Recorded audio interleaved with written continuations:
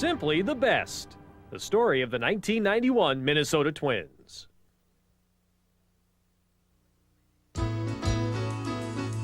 Spring training inaugurated a brand new ballpark, the Lee County Sports Complex in Fort Myers, Florida. A first-class, state-of-the-art facility with 5 practice fields. The Twins gathered at their new spring home. It took a little while to get settled in. This is where I'm supposed to be. Oh, boy. It should, for many years, be the best facility in all of baseball. New park, new faces. Reliever Steve Bedrosian. Third baseman Mike Pagliarulo. Designated hitter Chili Davis. And another veteran who some observers figured had passed his prime, Jack Morris. I think respect is something you earn, and you have to do it in your own way. And I think you have to really, the best way to earn respect is to show them on the field what you're capable of doing. Stressing the fundamentals, the Twins hope to find the right blend of experience and youth. One youngster surprised everyone, Chuck Knobloch, who jumped from Double-A to the majors by batting .388 in spring training exhibition games. I just think that, new faces around here, new facilities. Everybody's pretty much excited just to be here.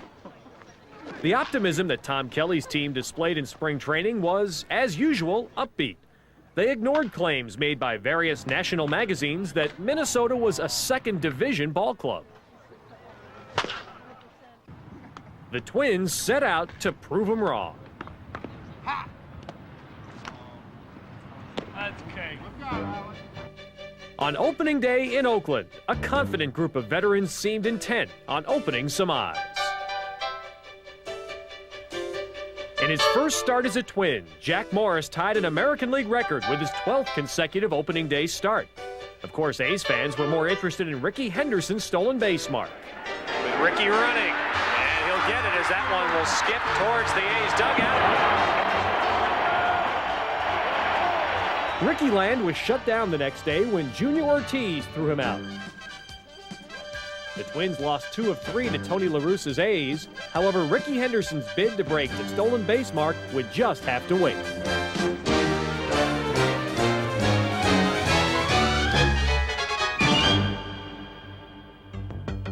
The Metrodome, site of the Twins' home opener against the California Angels.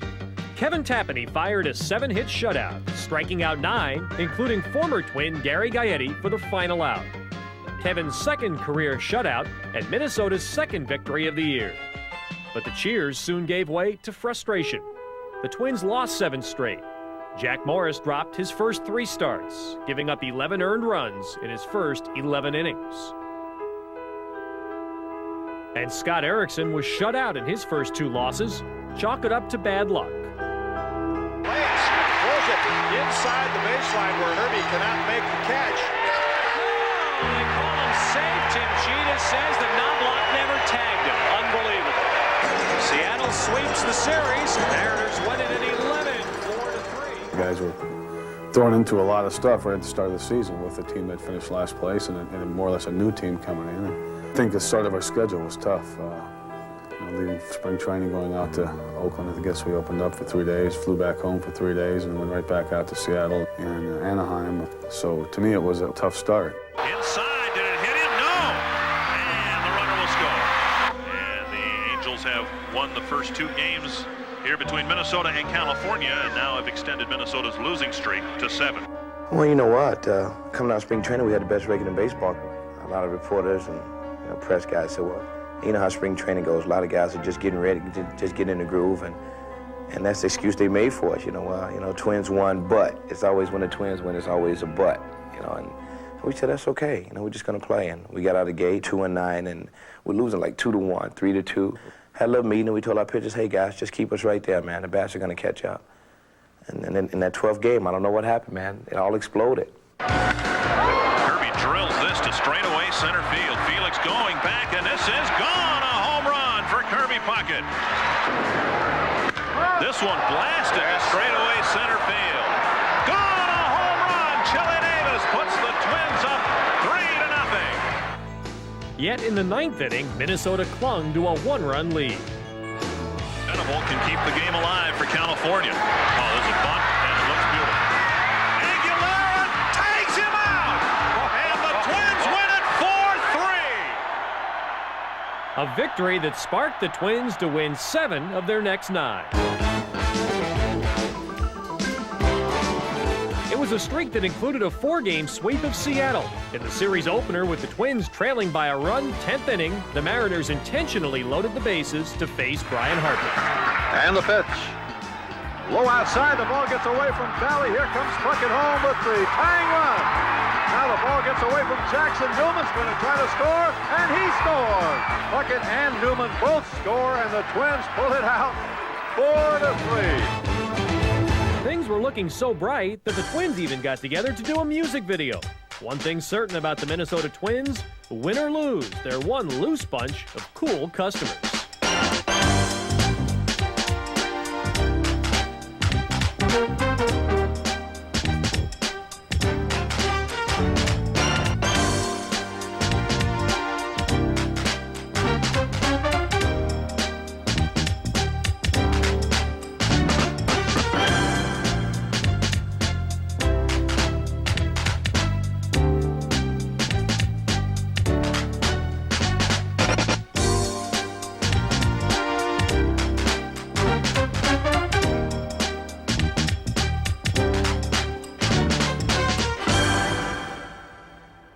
Let's flip it back to the field, where on April 24th, Jack Morris attained a personal milestone against the Oakland A's. Got him, strike 3. The 4th strikeout of the game and the 2000th of Morris's career. And in Jack's very next start, on April 28th against Seattle, he picked up yet another milestone, career victory number 200. Morris's presence helped bolster the confidence of the entire staff.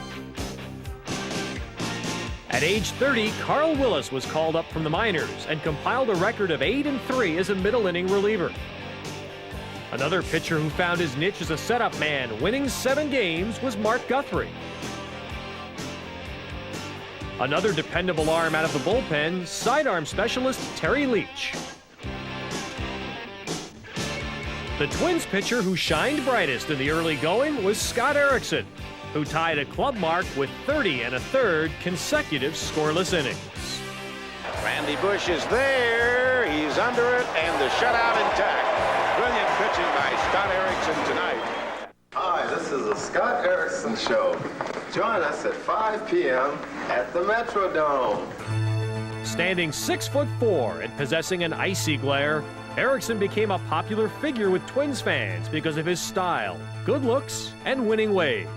The Erickson aura was something special. I'd rather do good and get the attention than, just be another guy. You deal with it the best you can. Don't let it go to your head. Basically, black is my favorite color, and I feel like it's good luck. It's like dark evil and toughness. When I come down from the bullpen before the game, the guys kind of clear out and they let me go about my business. They know I'm out there working as hard as I can, and I'm sure that's what they want, because they are too. So 7 strikeouts for Erickson, back-to-back shutouts, and he lived up to the billing. Well, Steve Bedrosian said that he is 23, good-looking, and a world of talent. We've just seen the 3 things above. Well, Erickson had a very good season. He had a lot of trials and tribulations through the season. He had an awful lot of media attention, and he handled it real well. I was real proud of him. He had a lot on his shoulders, and he came through with flying colors. He's going to be a good pitcher for us. From April to June, Scott won 12 straight, the season's longest winning streak. Erickson's record by year-end, 20-8. Scott was Minnesota's biggest winner. Just go out there and bust your ass as long as you can. There's nothing better than winning, and there's nothing worse than losing. And whenever you lose, it's a down-and-out feeling. And go out there and give it 110%, and you'll be rewarded. And that's come true this year. In May, the Twins were skinned alive by the red-hot Texas Rangers at Arlington Stadium, losing 11-4 to drop Minnesota to 7.5 games out, the 14th straight victory for the front-running Rangers. But things took a different twist the following day when Mr. Erickson took matters in hand. Runners going. Swing and a miss. Breaking ball, Hunt 3-2. And Erickson gets 2 big outs and gets out of the first inning.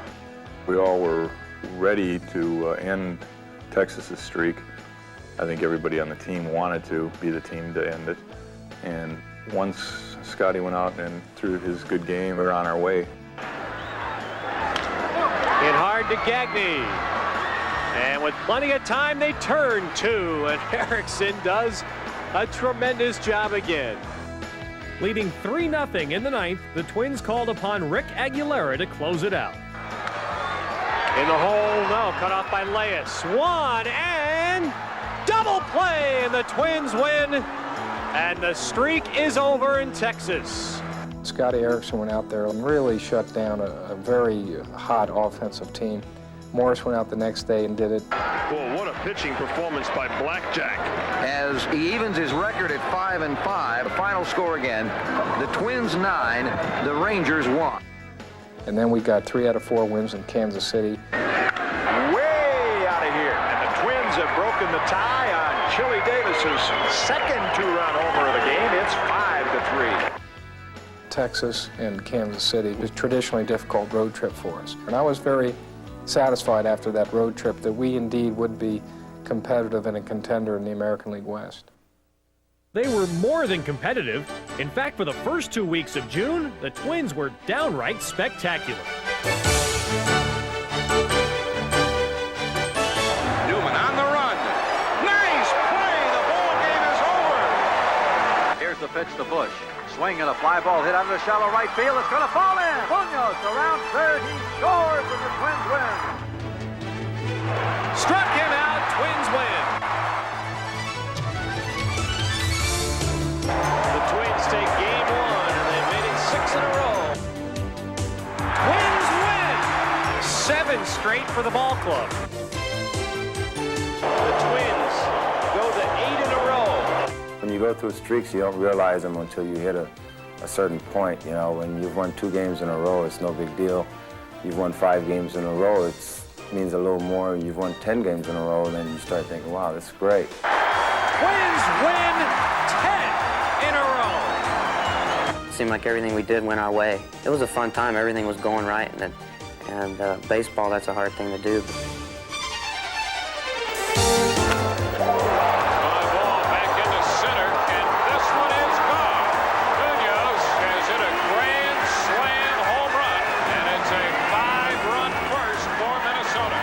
The one thing that I noticed during that streak was that the emotional high had not changed. We just took it in stride. We were playing real well. We were pleased with the way we were playing. We felt that if we went out and played baseball the way we could, that we weren't going to be beaten, and we could carry the streak on for a very long time. Great stop by Pags. He's up. Twins win 12 in a row. And a remarkable, perfect homestand, 10-0. And the lucky number is 13 for the Twins.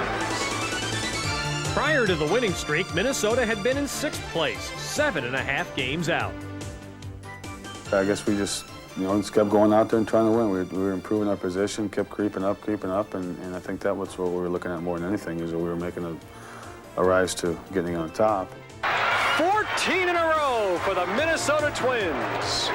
And right now, the Twins are tied for first place in the American League West.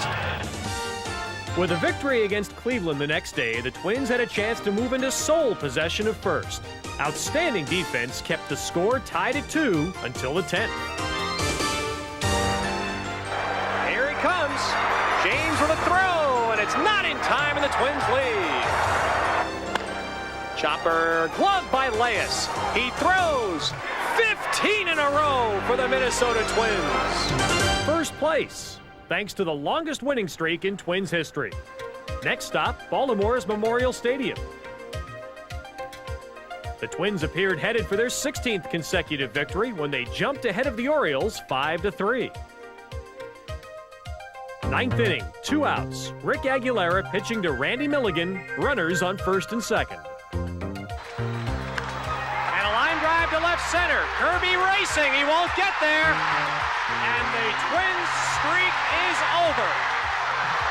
What I won't forget about the game we lost in Baltimore was that you would have thought that the Oriole fans had just beaten the 1927 Yankees. I mean, it was the highlight of their year, and I thought, gee, we must be good if we're getting this kind of reaction when somebody finally beats us. When handing out praise for the Twins putting it all together in 1991, much of the credit goes to the man they call TK, Tom Kelly, American League Manager of the Year. A no-nonsense, steadying influence on a team that had great chemistry. Another fella who looms large on the Minnesota scene, Big Kent Hrbek. And Herbie does it! Deep to right, it has a chance, and it is gone! And Dan Gladden, also one of Kelly's heroes, winning games with hustle and smarts. And it's Gladden calling. And Dave Henderson's going to go to third. And he is out at third! How about the emergence of rookie second baseman Chuck Knobloch? Seitzer chops it over the mound. Knobloch steps and throws for the double play. And veteran shortstop Greg Gagne, who broke his own club record by playing in 76 consecutive games without an error. And in the hole, Gagne, off-balance throw, hits him. Nice play. From gags to pags at the hot corner. He drills one. A great stop by Pagliarulo. He went all out. Mike shared his time at third with Scott Leyes, another exceptional defensive player. Ground ball wide at third, and a great play. He's gonna throw it out. Tom Kelly's #1 catcher, Brian Harper. Harper made the big plays when it counted most. A clutch hitter who batted .311 and knocked in 69 runs.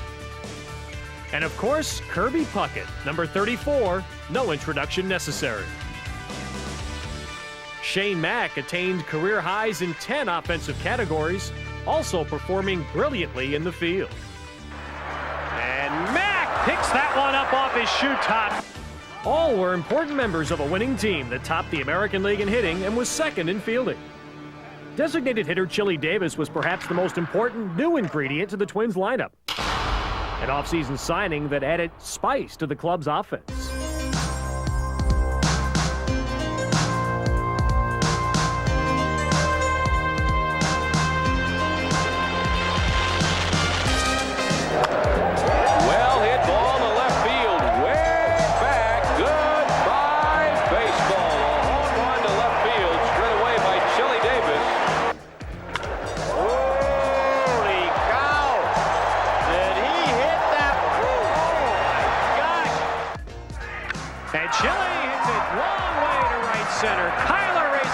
This has a chance, and it is gone! Off the facing of the upper deck, a monster 3-run homer. Number 21 for Chili, and that's as long a ball as you'll see hitting this park. Chili went on to wallop a career high in home runs with 29. He also equaled a career best in runs batted in with 93. I think Chili was on a little bit of a mission this year to demonstrate to those that thought his career was at an end that they were wrong. He came in great shape, and I think he really enjoyed the camaraderie and the team spirit that's on this team and fit in very well. The fit was indeed a perfect one, and Chili's impact was immediate. By the All-Star break, the red-hot Davis was among the league leaders in round trippers with 19 and had driven in 52 runs. The first half for me was probably the best first half I've had ever, but that just reflects on the fun we had, the way the team played, and just doing my job. And the guys around me were playing so well, it made it a lot easier for me to do my job. The Twins marveled at the power hitting of Chili and the power pitching of Scott Erickson, who compiled a remarkable 12 consecutive wins.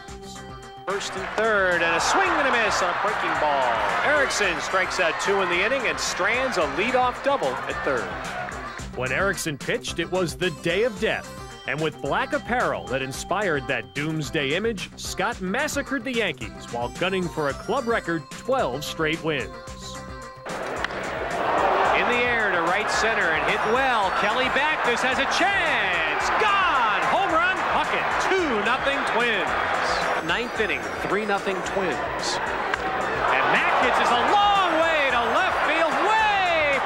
Minnesota Twins bullpen. 5-0 Twins.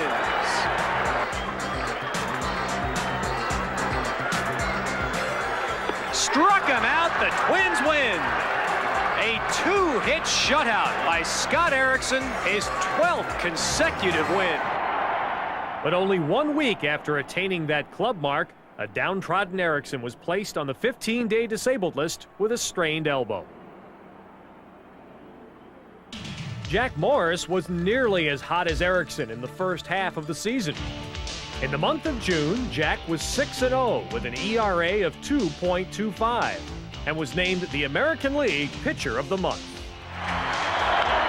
Hit right to Pagliarulo, and the Twins win 3-0. Jack Morris wins his 8th consecutive game, and he pitches his first shutout as a Minnesota Twin.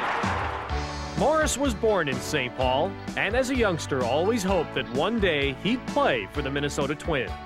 This is a long-time dream for me, and if I get a little emotional, excuse me, because I think every kid grows up to dream about this kind of moment. For Minnesota, Jack was just what the doctor ordered. As Tom Kelly might say, a big horse to ride. Acquiring Morris was a great move. Our number one need, we felt, would have been a established veteran starter that could take the mantle to the number one spot in the rotation, take some of the pressure off our younger starters, throw a lot of innings, take some of the pressure off our bullpen. And when we acquired Jack Morris through re-entry free agency, we really accomplished a lot of that. And Morris on 3 pitches gets Gallego. He strikes out the side. A mown down inning. Morris won 18 games, the 5th time he'd won 18 or more in a season. At age 36, Jack was still confident of his ability. I don't have anything to prove to anybody. I believe that I was healthy, that I could continually do what the numbers that I was able to do in the past, and it's worked out. It worked out so well that Jack was chosen to start for the American League in the All-Star game at Toronto.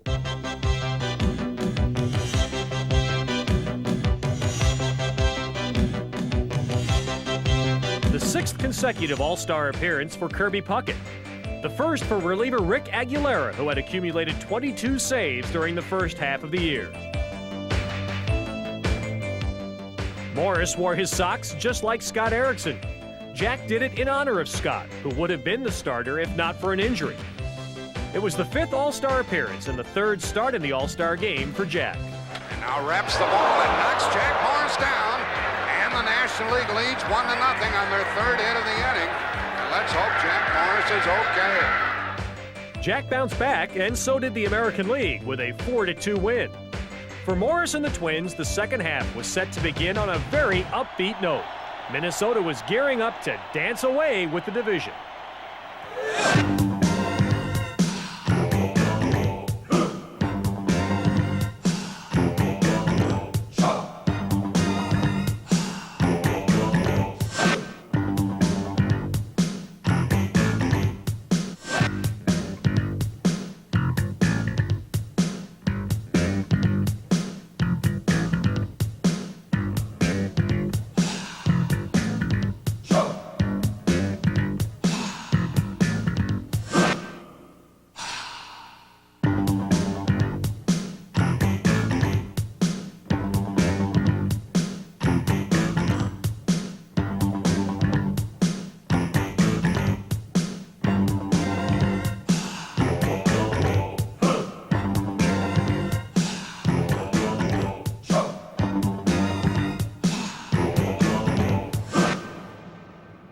In July, the first-place Twins flew into Boston and played paddleball off the Green Monster.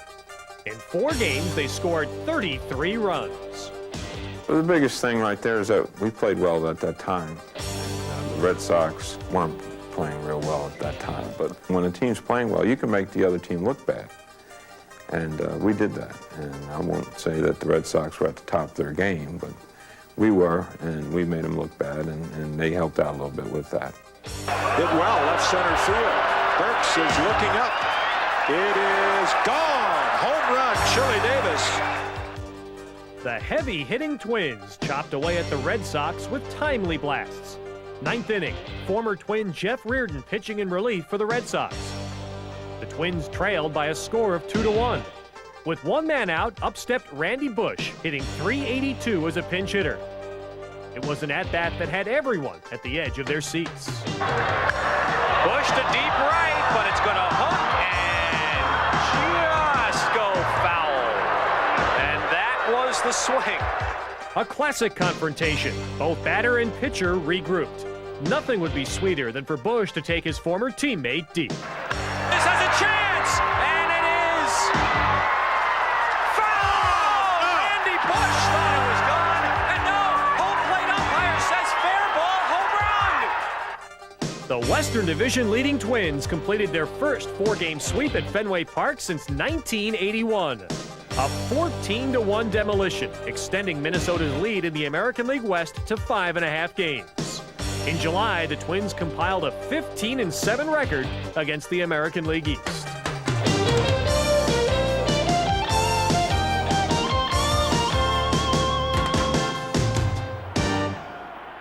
The offensive charge in July was led by that man. Batting third, number 34. The center fielder, Kirby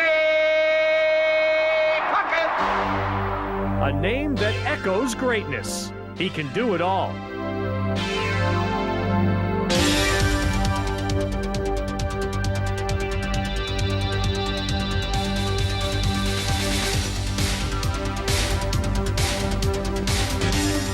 I've always believed that if you want to be the best at something, you have to work on it. God gave all of us so much talent, but if you want to expand on that, then you have to work at it. And I believe in working extra hard just to make myself that much better, to always give me the edge on somebody else. Kirby's popularity beyond reproach. What's not to like about a player who led the team in base hits, batting average, and runs scored? Not to mention spectacular catches. What matters to me is that my peers know. As long as my peers know what I can do and they respect me as a ball player, then that's all that matters to me. When you're a general manager and you have a Kirby Puckett on your team, you're just blessed. It's just blind luck and you're blessed. Despite the fact that he has developed into one of the game's real superstars, his personality hasn't changed. His enthusiasm and affection for the game hasn't changed. His genuine camaraderie and friendship that he develops with his teammates hasn't changed. And he's always going to be an important part of the Minnesota Twins. No, I'm not a star. I'm just one of the guys. I know my role on this team, and I just try to go out and just play hard, and I try to lead by example. Example by name is Puckett. Kirby already has a place among Minnesota's all-time greats. In 1991, the Twins honored a retired superstar, Tony Oliva, who spearheaded Minnesota's offense throughout a 15-year career. Known as a natural hitter with a graceful style, Oliva became the only player to win batting titles in his first 2 seasons. During a special ceremony at the Metrodome, the Twins paid tribute to the 3-time batting champion by retiring his number 6. The only other Twins to have their number retired, Harmon Killebrew and Rod Carew. As for Rod, 1991 was also special. Carew, who won 7 batting titles as a member of the Twins, was inducted into baseball's Hall of Fame. With a lifetime batting average of .328, Rod handled a bat with consummate skill. In his MVP season of 1977, he batted .388. Born in Panama, Carew came to the U.S. as a teenager. First time I flew into New York, I was a nervous, excited 15-year-old kid. Today I stand here as a nervous, excited 45-year-old, hoping that I can find the words to express my feelings at being inducted into baseball's Hall of Fame. He became the second Minnesota Twin to be inducted. At Tiger Stadium, only a few days after that Hall of Fame ceremony, the Twins defeated Detroit 9-3 to move 16 games above .500 with a record of 56-40. The victory marked a return from the disabled list for Dan Gladden, who got 2 hits and knocked in 4 runs. A line drive and a base hit to left, and 3 runs scored for the Twins. So again, here's Gladden with 2 down. In a situation with a couple men on, and he drills out to left field. Mosby can't get it.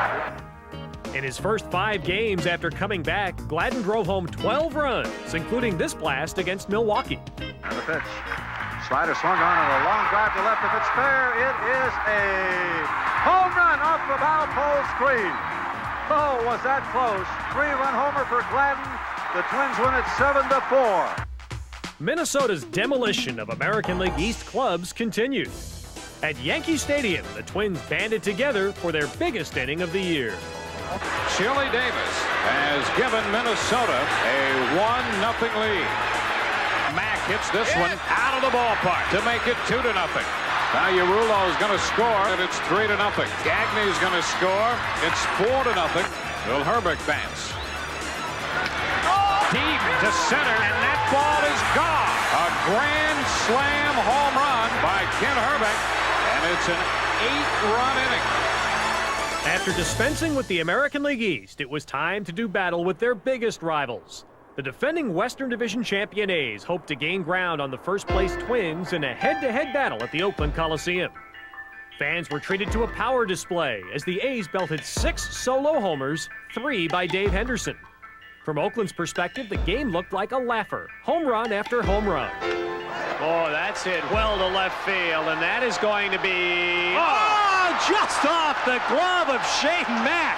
A home run for Canseco, but Shane Mack almost made the catch of the year. Knobloch into second with a double and a run batted in. It is a 5-1 game. 1 run scores. Here comes Knobloch. He will score. And Puckett delivers. 5-3. Chili Davis singles. Kirby will be waved home. It's a 5-4 game. Brian Harper here. Herbeck at second. Davis at first with 1 away. That one is hit in the air. Hit deep. Wilson near the wall. And it is gone. A 3-run homer for Brian Harper. And the Twins lead 7-5. Dave Henderson hit 3 home runs in 1 game against us. And we still won the ball game. We won a series in Oakland. And as long as I've been here, we've never, done that. Usually when you go in the Coliseum, you're going to lose a couple. And that just goes along with confidence. When you get confidence, you can play. Henderson could have hit 10 home runs as long as we win, and that's all we care about, winning. Aguilera, can he make the play? Yes, he got him. A great play. I just got tired of seeing Oakland winning this division and going to the playoffs for the 3rd year in a row. And I didn't want that to happen this year, and I'm sure a lot of the guys did. But after winning 2 of 3 in Oakland against the dreaded A's, the Twins found themselves slipping. Following an 8-0 defeat at the hands of the Mariners, Minnesota's lead dropped to 1 game. Meanwhile, the Chicago White Sox were riding the wave of a 7-game winning streak, putting the pressure squarely on Minnesota's shoulders.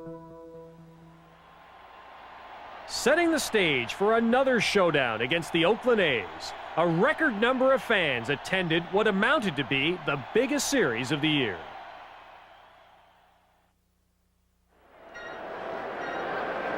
Upstairs, that's hit well to right field. And that's gone. And a power display by Jose Canseco.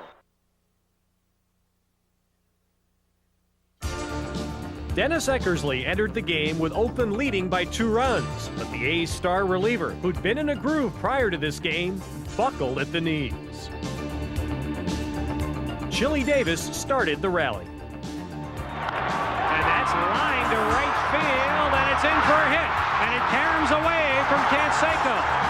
Chili to second base, being waved to third, and he will be in. Ball hit to the right side. The A's get the out. The Twins get the run, and it's a 4-3 game. Then Mike Pagliarulo batted with the tying run on base. And a base hit to left center. Leyes will score, and the game is tied. Then in the 10th inning, Oakland called upon reliever Gene Nelson with the winning run on third, and the batter, Kent Herbeck. Little squibber to the left side, and the Twins win! In Game 2, Again, Oakland jumped out to an early lead. And there's a high, towering drive to right field, and that is gone again for Canseco. Make it 4-1 Oakland. But the Twins never gave up. This will score Knobloch, and Kirby's going to have a base hit. So the Twins play some dome ball here, and they're back within a run at 4-3. And Harper fights that one off into short right field. And Puckett's being sent home against Canseco. And the throw is not in time. And the game tied at 4. The batter, Shane Mack, with the bases loaded as the Twins look to complete the comeback. Down the right field line. That's going to the wall. It's going to score at least 2. Harper will be waved home. The throw to the plate is late. A bases clearing double by Shane Mack. It's 7-4 Twins. Oakland also jumped ahead early in Game 3. That's a base hit into left center field, and Rickey will score easily. 3-0 Athletics. Popped it up, but deep enough to score Pagliarulo. It is 4-2 Oakland, and Puckett is coming up. Base hit. Gagne scores. It is 4-3. Base hit down the right field line. Jimmy Davis to second. And he's going to be waved home. And he will score. And it's all tied up. Base hit. And the Twins have gone ahead. 5-4. Minnesota was on the verge of bashing the A's. Popped him up. And Harback wants it. The Twins make it 3 in a row over the Athletics, who have lost 7 in a row for the first time under manager Tony La Russa. And the A's were all but wiped from the pennant picture.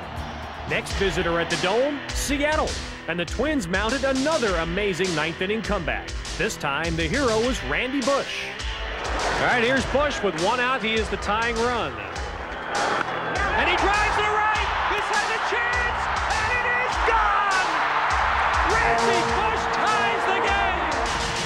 Then with 2 outs in the 10th inning, the center of attention shifted to Scott Leyes. High drive, deep left field, and this one is out of here. Incredibly, every comeback featured a different hero. Truly a team effort. This team is hot, they're coming on strong. Got Kelly at the wheel and they can't go wrong. Looking straight ahead on the right track. The road's getting shorter and there ain't no turning back because it's dry time, 91. Cheer for Minnesota cause the race is on. Dry time has begun. The Twins are off and running in 1991. We got Puck, Chuck, Jack, Mack, Chili, Willie, Bush, Tap, Harper, Gladden, Allen, Gags, Herbert, Willis, Gene, and Blacks, Aguilera, Erickson, Teddy, and Bedrosian, Guthrie, West, and the rest. Don't you know we got the best? Drive time, 91. Cheer for Minnesota, cause the race is on. Come on! Drive time has begun. The Twins are off and running in 1991. The Twins were really rocking him at the Metrodome. Shane Mack came through in a big way in a tight game against the Cleveland Indians. 8th inning, bases loaded with Mack ready to attack. High drive, deep left field. This one is gone. A grand slam. Shane's second grand slam of the year, his 17th homer. 2 days later, Kevin Tapani won a career-high 9th consecutive game. By season's end, Kevin had won 16 games using his pinpoint control. You don't really hear too much about him with Morris and Erickson on the staff, but I think everybody knows he's been our most consistent pitcher, and the boys know when he's out there, we have a real good chance to win. If you recall, Tapani was part of that big deal with the Mets in 1989 that also brought the Twins Rick Aguilera. Aggie had a superb season, tying Jeff Reardon's team mark for saves with 42. Struck him out, and that ends the inning. struck him out, and the Twins win. Anytime I got a chance to start the ninth inning off fresh with nobody on, nobody out, to make the short man's role that much easier. And I was getting those opportunities. TK would give me rest when I needed it, and then at the same time give me an opportunity to get in there and get an inning just to keep my effectiveness also. So those combinations make it a much easier role as a short man. Tom Kelly's Twins won 7 of their first 8 games in the month of September, continuing their drive to the pennant. That streak included a 3-game sweep of the Yankees, and Minnesota moved to a remarkable 30 games above 500 with a victory in Kansas City. High fly ball at the left center field. Shane Mack is underneath it, and the Twins win their 5th in a row. All season long, the bat that ignited Minnesota's offense belonged to Chuck Knobloch, the American League's Rookie of the Year. In September, Chuck strung together a big hitting streak. And Knobloch extends his hitting streak. And now is hitting 18 straight. High fastball by Guillen, base hit. 19 straight for Knobloch. And Knobloch grounds it up the middle and through 2 people. And Knobloch gets a base hit, and he's hitting 20 straight. The rookie batted .281 and surprised everyone by performing like a tried-and-true veteran. All I want to do is make the team, but once I did, didn't really think about Rookie of the Year or any things like that. Just, I was wide-eyed, open, didn't know what to expect. So, all I want to do is be a part of a winner. And, we've done a lot of that this year. Knobloch tied a club record for stolen bases by a rookie with 25. With the cowhide, Chuck was great A. And Knobloch snares that one and robs Henderson. Knobloch, Larkin. Knobloch with a fine running grab. This is stopped by Knobloch, and he throws him out. Wow. Has this guy got a head start on Rookie of the Year? I just go out and play the game, and hopefully good things will happen, and they have this year. I didn't have any goals or any expectations going into the year, and I'll take what I've done. The Twins gladly accepted the contributions of another ally, the Homer Hanky. As the magic number dwindled to a precious few, Homer Hankies were in abundance. Top of the 9th. Got him! Aguilera gets his 40th save, and the magic number is 9. The lead is back to 7. The magic number down to 7.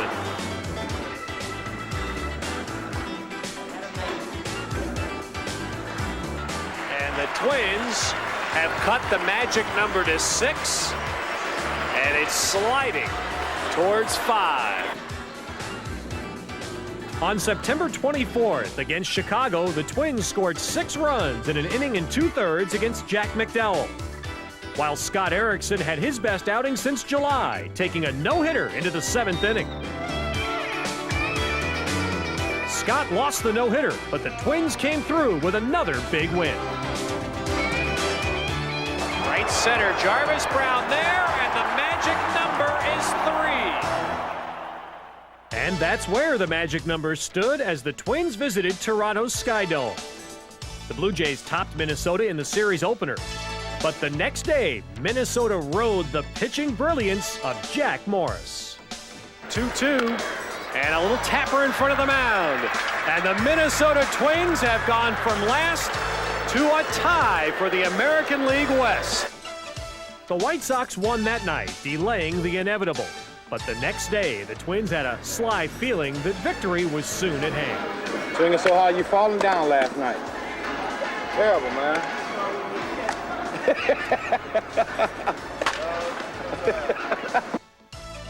Despite the good spirit, the Twins couldn't muster any offense against the Blue Jays, losing by a score of 2-1.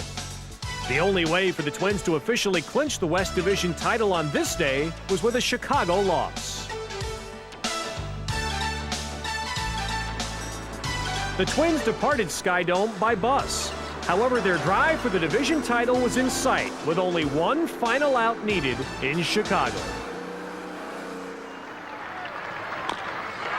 Topper, here comes Vizquel up with it.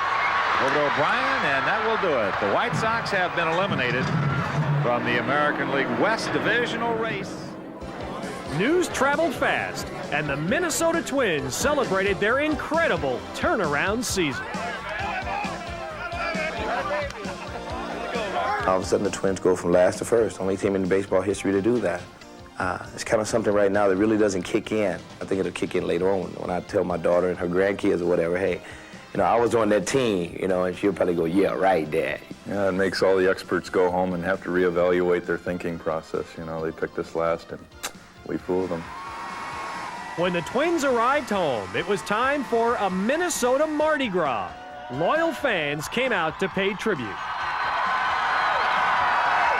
We have to keep up a tradition that we have now. Since we started in '87, we started a little tradition, and we have to have Mr. Herbeck step up.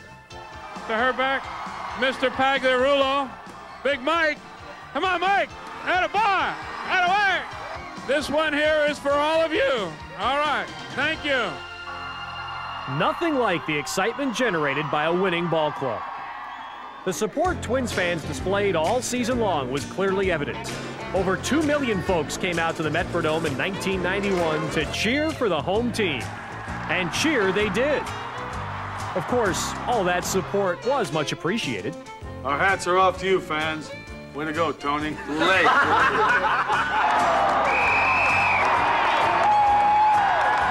Our hats are off to you, fans. Thanks. Thanks.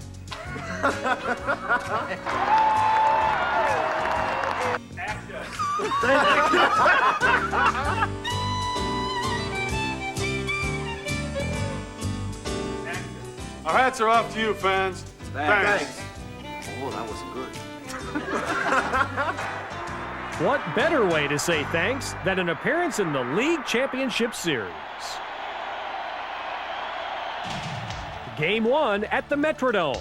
The home field advantage loomed large for Minnesota, and the media's demands loomed even larger. But the Twins were ready for anything, including their opponent. Manager Tom Kelly hoped to lead the Twins past the East Division champion Toronto Blue Jays. Minnesota charged into action to a thunderous ovation as they began their quest for the American League pennant. And here comes the throw to the plate. It's going to be close. Alomar is out. The play at the plate. It's safe at home. And the game is tied at 2-2. Deep to right field. Going back is Ducey. It's gone. A home run for Mike Pagliarulo. Line ball to left field. Dan Gladden is going back on the track. He makes the catch. And the Minnesota Twins have gone from the cellar to the penthouse in the American League. The Twins brushed aside the Blue Jays in 5 games. Gentlemen, time to celebrate. Where'd you go?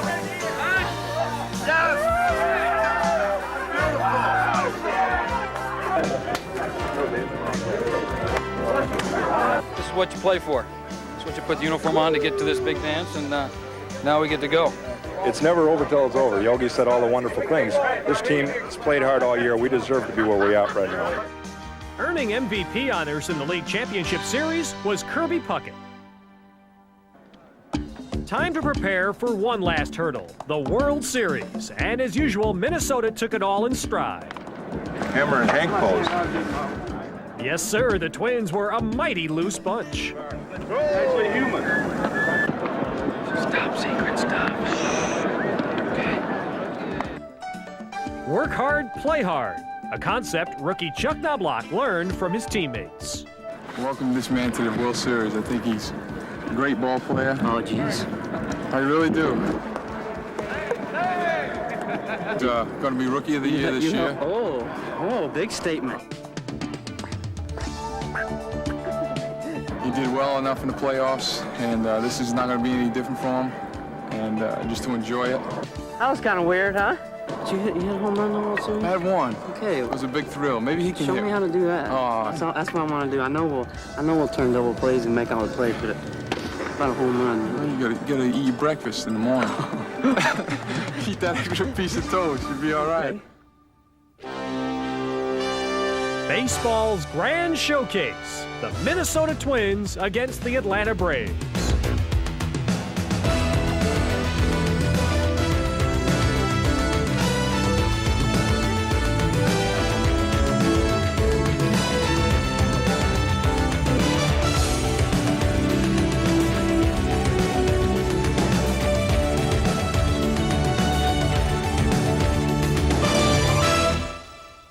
Game 1. The Twins drew strength from the roar of the crowd and the steadfast pitching of Jack Morris. In 7 innings, Morris gave up only 5 hits. In a series between two clubs that went from last to first, appropriately the biggest blow in Game 1 was struck by the last place hitter in the lineup. A home run for Greg Gagne. 4-0 Twins. Game 2. The Twins win again with Kent Hrbek's tag and the swing of Scott Lance. Lance, it's a high drive to deep left field. It is a home run. Scott Lance with a home run. Twins lead 3-2. The battle in Atlanta for Game 3 remained deadlocked at 4, when in the 12th inning, Mark Lemke's hit sent Dave Justice charging towards the plate. The Braves won it 5-4. In Game 4, a bone-rattling collision at home plate. Catcher Brian Harper stood his ground against Lonnie Smith. Yet the Twins lost in the bottom of the 9th and lost again the next day, 14-5. Game 6. One loss away from elimination. Yet the Twins' confidence grew with every decibel. In a game that will stand as one of the most exciting in World Series history, the man who stood tallest was Kirby Puckett. Puckett going to third with a triple, 1-0 Twins. Back is Puckett. He's at the fence. He leaps up. He caught it. Oh, what a catch! With the score tied at 3, 11th inning, Puckett seized the moment.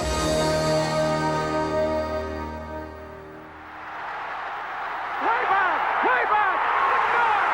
The Twins go to the 7th game. Touch 'em all, Kirby Puckett. Touch 'em all, Kirby Puckett. And the Twins have won this game 4-3. That dramatic blast set the stage for World Series Game 7. Baseball's World Championship hung in the balance, one game to decide a winner. For the Twins, it all hinged on Jack Morris. Morris withstood the challenge, gaining strength as the game progressed, holding the Braves scoreless through 10 innings. And when things got rough, Jack was at his best. In the 8th inning, with the bases loaded in a scoreless game, the Twins dodged a bullet. Twins get out of a seemingly impossible situation. 3-2-3 on the double play. The game remained scoreless through 9. Then in the 10th inning, bases loaded, 1 out, the batter, pinch hitter Gene Larkin. There it is, a long fly ball into left center field. And it is going to be a hit for Gene Larkin. Gladden scores. And once again, the Minnesota Twins are baseball's world champions for the second time in 5 years. It's the world champion Minnesota Twins, and the crowd loves it. The celebration that ensued was indeed a thing of beauty. The Minnesota Twins had proven that they were once again simply the best.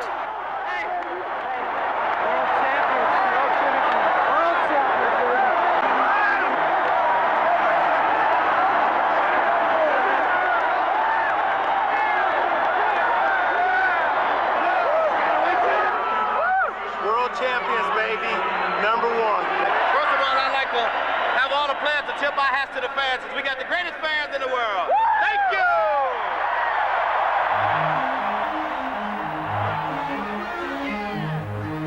you! In a touching tribute to the fans, the players doffed their caps in a victory lap around the field. 2 days later, over 200,000 witnessed a parade through St. Paul and Minneapolis.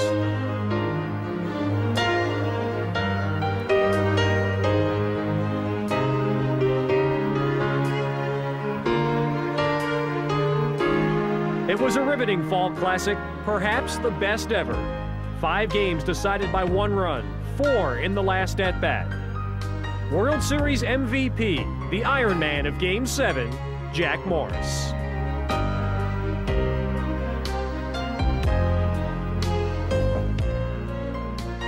Thanks indeed for a job well done. Of course, the celebration was far from over. Next, a rally at the Metrodome. First off, manager Tom Kelly.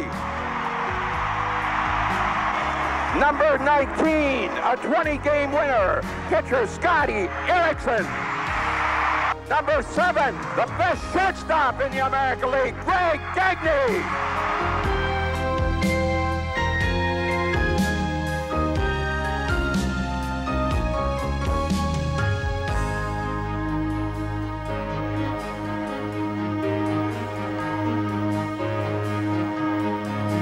And finally, in Washington, D.C., a tribute from the President of the United States to the world champions of baseball. Let me welcome the authors of that championship season, the 1991 Minnesota Twins, a team that helped deepen America's love affair with baseball. This year, they rose like Lazarus to win their division, beat Toronto in the playoffs, and then came the 88th World Series, and what a series it was. So each of you made this a kaleidoscope of beauty. Each showed why millions of Americans watch baseball, listen to, read about, debate it, and why for a few golden days each October, each of us becomes a self-anointed expert.